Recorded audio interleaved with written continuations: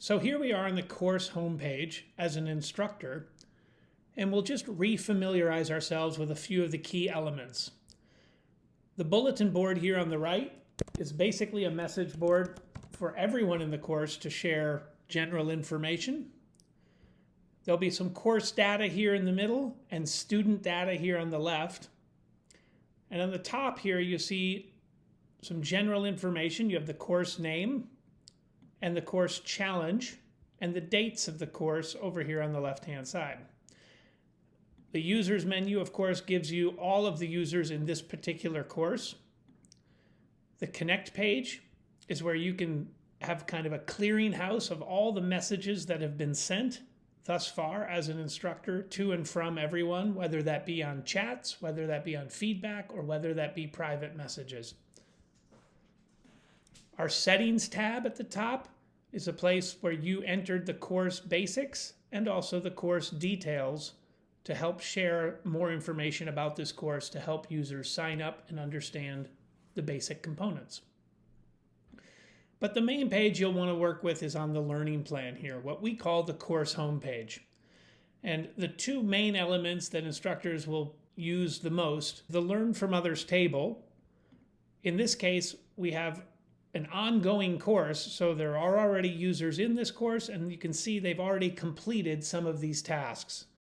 Within the Learn from Others table, the instructor and all the users can open up various components from each other and read and share and learn from one another. So in this case, we'll open up a quiz. That's quite an easy one. And the last element to highlight in the homepage is probably the most important. On the left-hand side, we have the learning plan.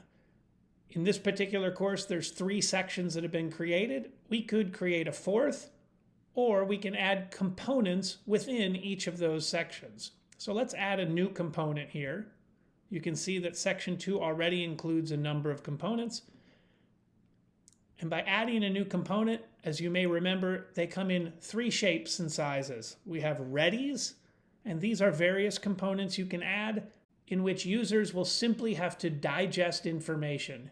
Usually these are videos or PDFs or websites that you want to share as resources to help your learners along. When you're ready for your users to take action, you can add a run. This could be an open response answer, a quiz, a survey, or a self-evaluation.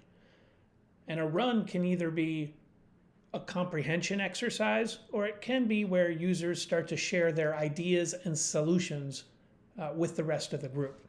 And lastly, we have reflections or huddles. Each huddle, when it's created, is linked to a specific run. And it's with this process that Huddle Up allows each user to share feedback to one another. In our next video, we'll go through each of these components in more detail so you're more comfortable with how they're set up and how they work.